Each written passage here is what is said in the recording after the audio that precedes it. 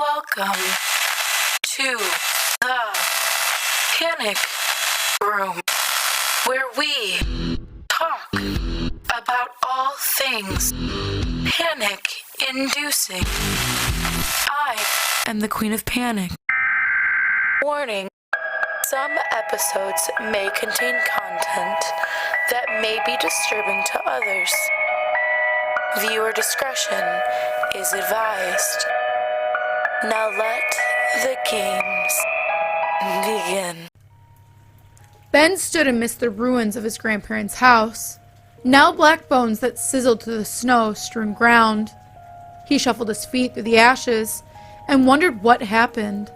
You like the scenery? A familiar voice crooned from behind. Ben turned, and through the soot and snow flittering in the air, he recognized the face of Daniel. The only light in the night came from the persistent embers that struggled to stay alive, which cast Daniel's face into a sinister glow. Ben had to remind himself that this wasn't Daniel, but the Nameless. What? Ben asked. Daniel, no, the Nameless, smirked and took a deep breath of the smoky air as though savoring the scent of mountain pines. What do you want?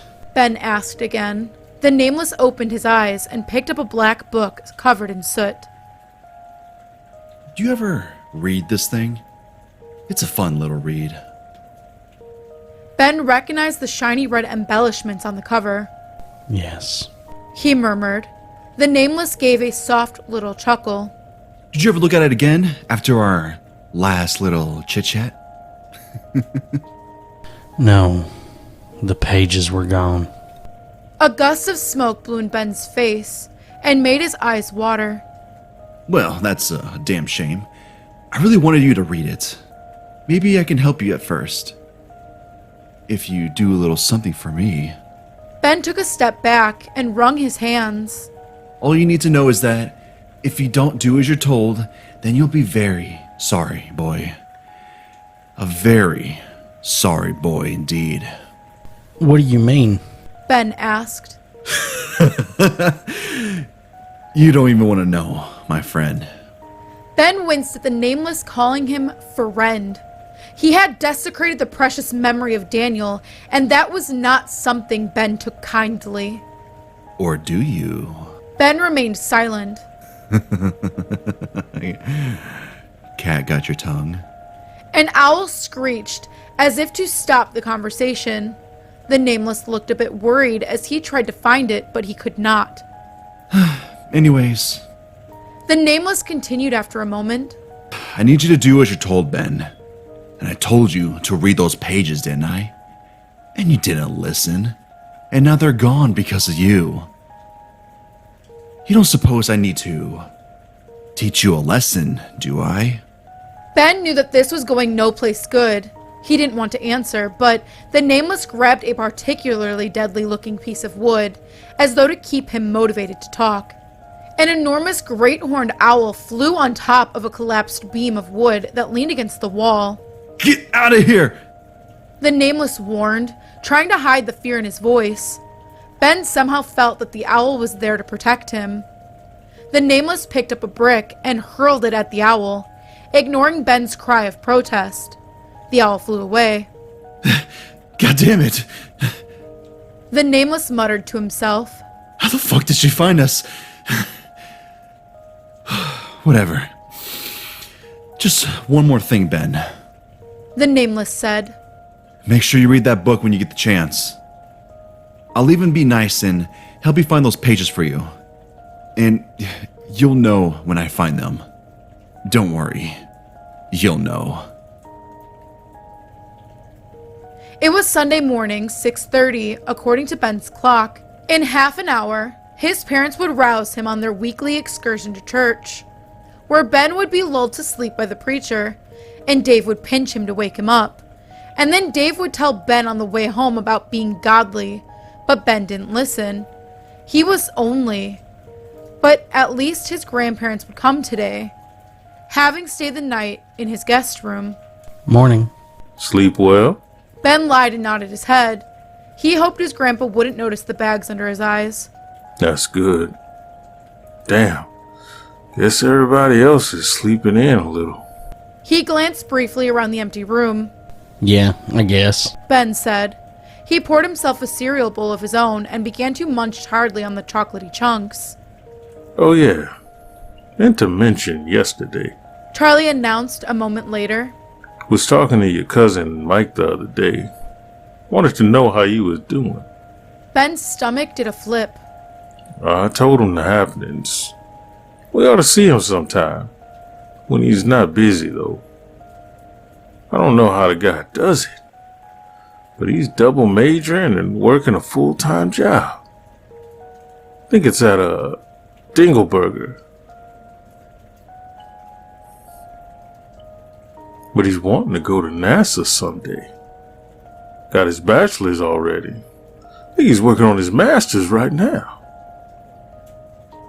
I forget what his majors are, though. Something to do with physics. That's all I know. Just watch out.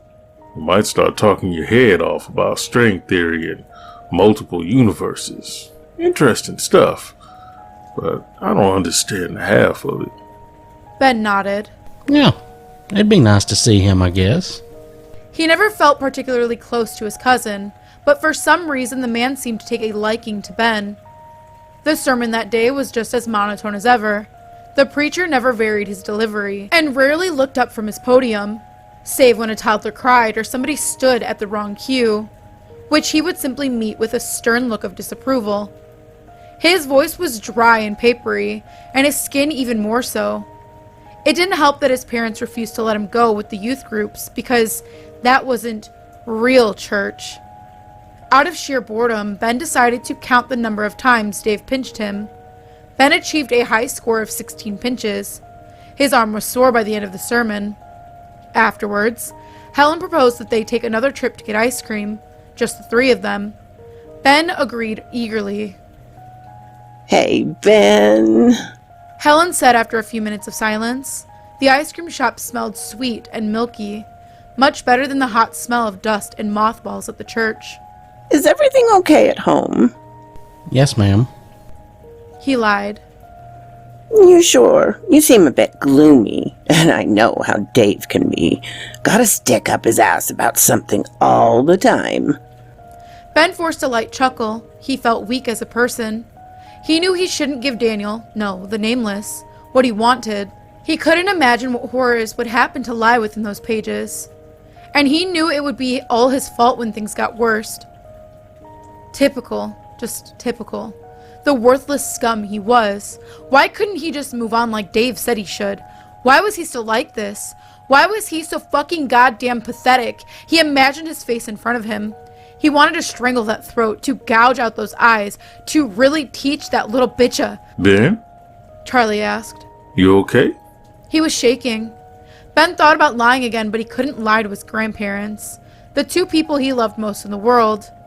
And he knew they wouldn't believe him. Hell, might even call him crazy. But he couldn't lie to them. His heart was bruised enough as it was. No, sir. Charlie blinked his eyes, clearly not expecting such a direct answer. What is it, honey? Helen asked. She placed a warm hand on Ben's knee.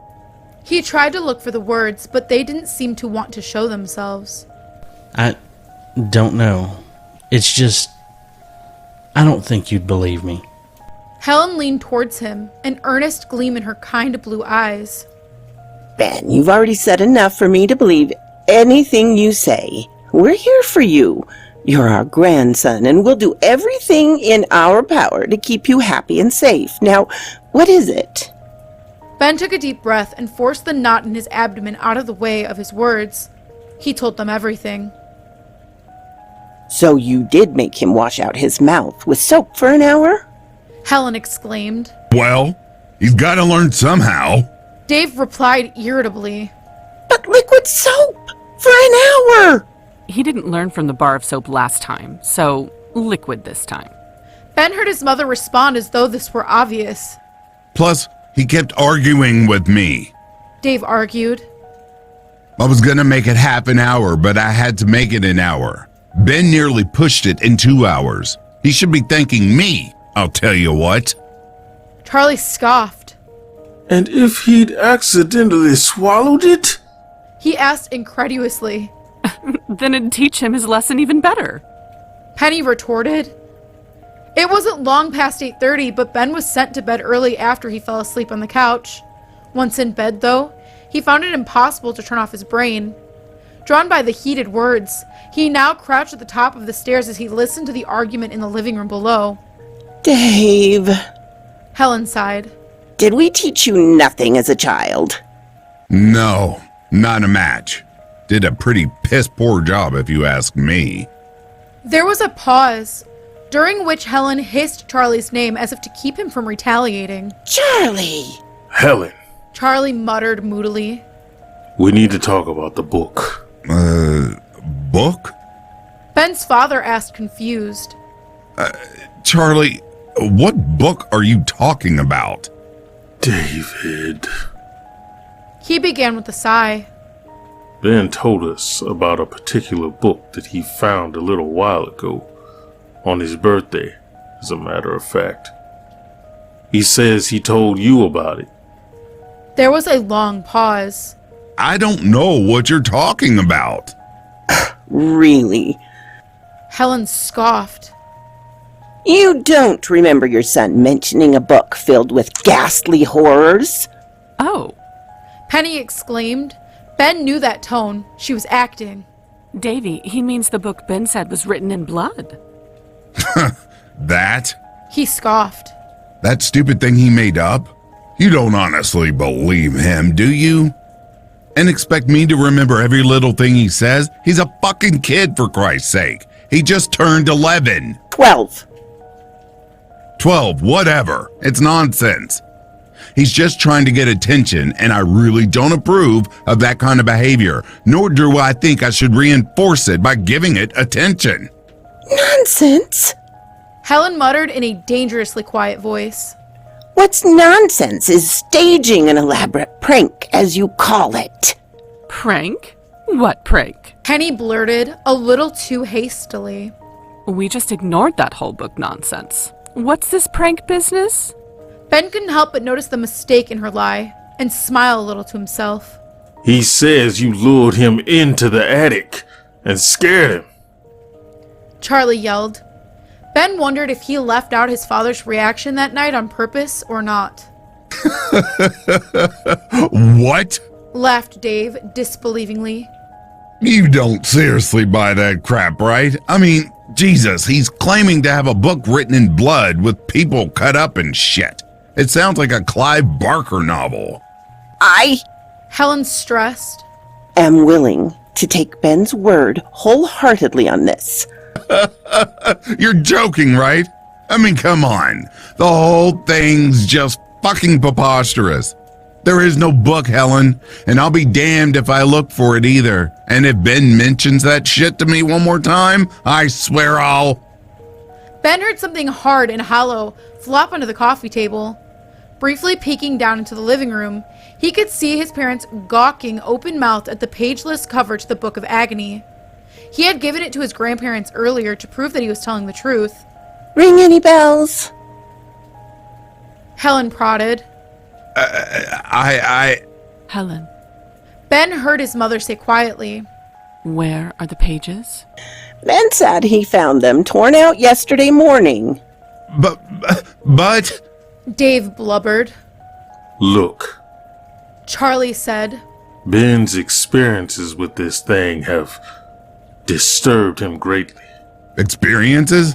What experiences? He hasn't told you? No. Dave said curtly. Nightmares. Every night, David. Every single night he has to watch his friend get killed right in front of him. Feels like he's always being watched, too. Charlie added. And now he says there's something. I won't say what. You'll just blow it off. It's following him. Talking to him. Tormenting him. David. And this is your son we're talking about. Well, No. Charlie stated. Just sit there and dribble that horse shit out of that asshole mouth of yours while Ben's mental health is at stake here. And I'll ask you this once. Are you gonna do anything about this? Something that preferably doesn't involve yelling at him? Well... That answers my question, David. I cannot sit here and idly watch as you neglect and abuse my grandson. As a man who tries to live his life decently, I simply cannot do it. And I am unabashedly disappointed that you can't be fucking man enough to take care of your only son. Ben poked his head back down for a moment and was surprised to see that there were tears in his father's eyes, and that Penny was covering her own eyes with her hand. Dave, Helen said softly but sternly. we think he has depression, maybe even PTSD. We want to get him into therapy and on medication. Think about it, Dave. One of his best friends gets hit by a car and suddenly Ben doesn't talk to his friends. He doesn't play, he doesn't laugh. And when he does, it's forced. He was crying to us when he went out to eat because you two weren't there when Ben needed you most.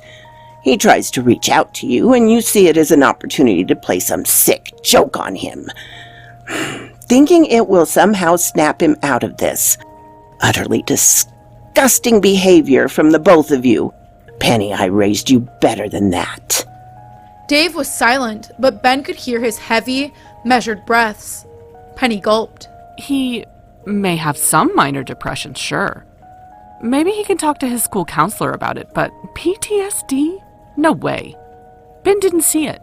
He's a kid, too. They just bounce back after things like this. Not like he went into war. Penny, quit downplaying this for your own comfort. Helen scorned. He's got nightmares. He's hallucinating.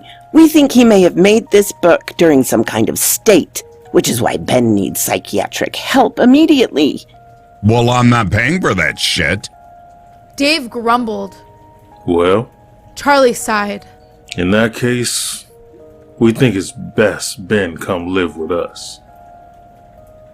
You're showing complete and utter disregard for his emotional well-being, to the point of emotional abuse and neglect. He's coming with us tonight. For good. Get out. Dave growled. He sounded dog-like. Ben had never heard this tone of voice before. Excuse me?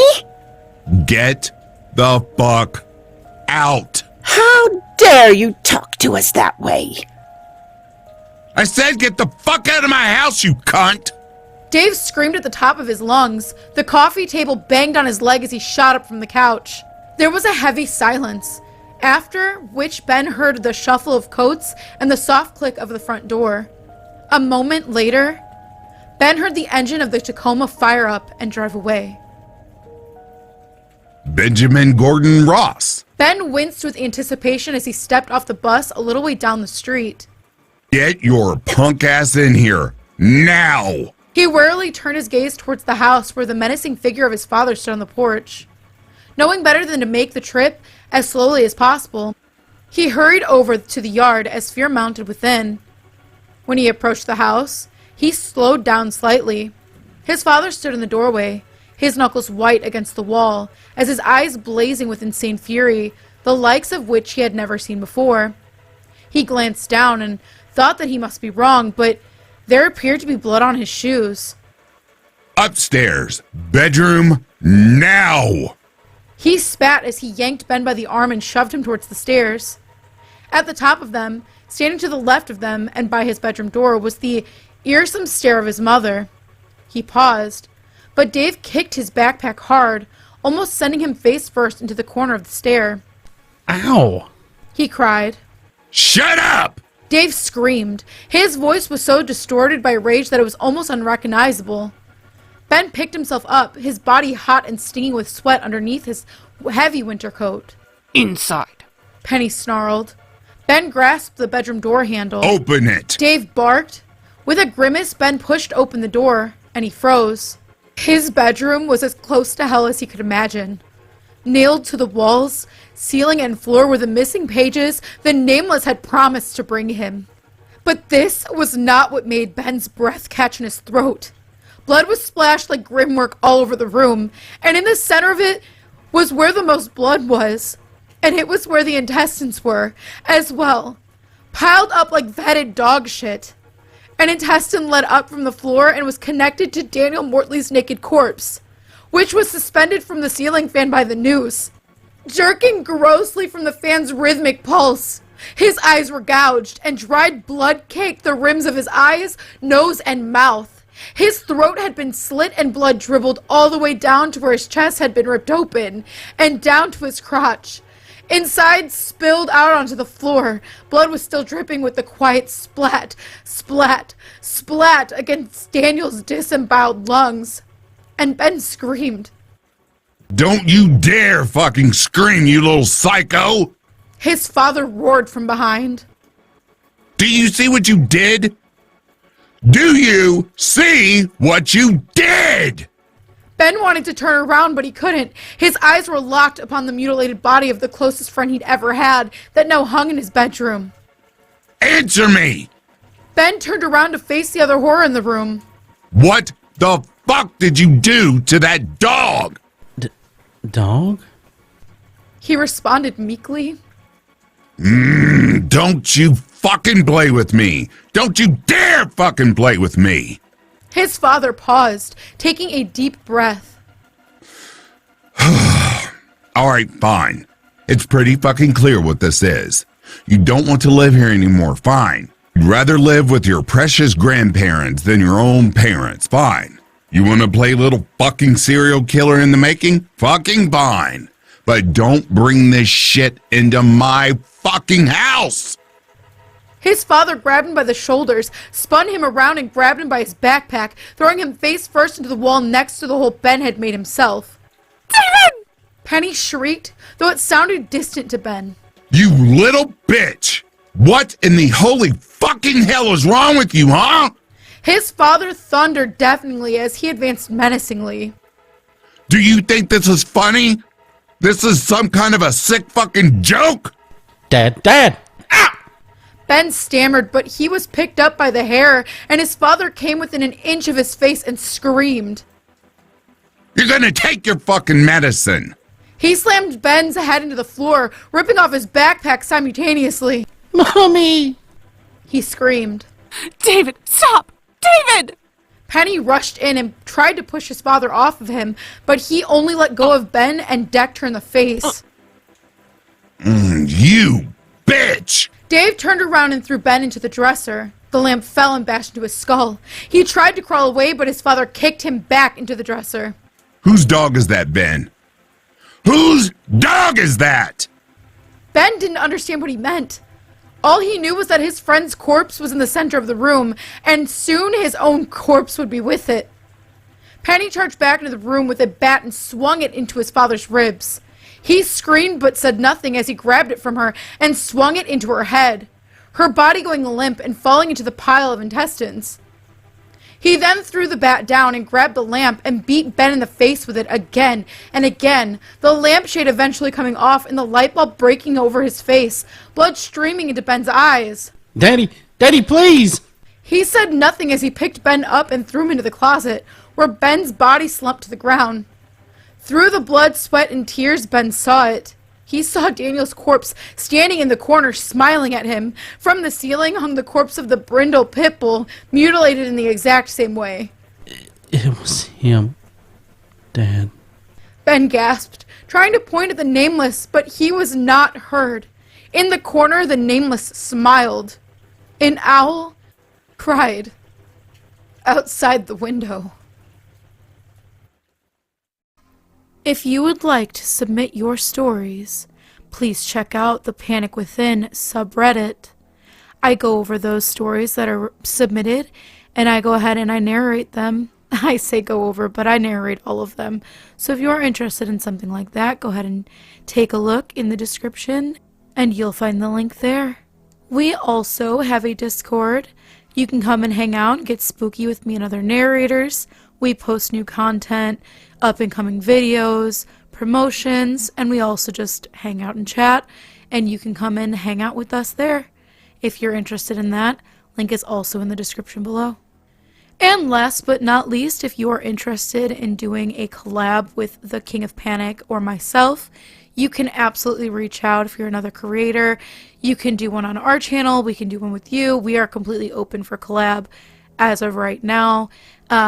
Looking for new stuff to do and very excited for anybody who reaches out. The best way to do that is through Twitter or Discord. I do check Instagram and I will get back. It just might take a little longer because I'm super bad at that, but I've been trying to be better.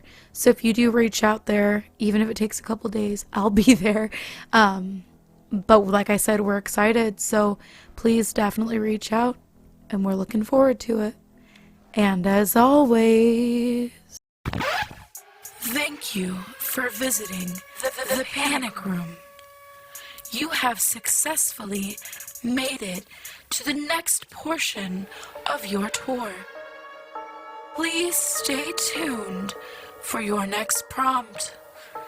Click the like button and subscribe to receive notifications for when the next portion of your tour is ready to join.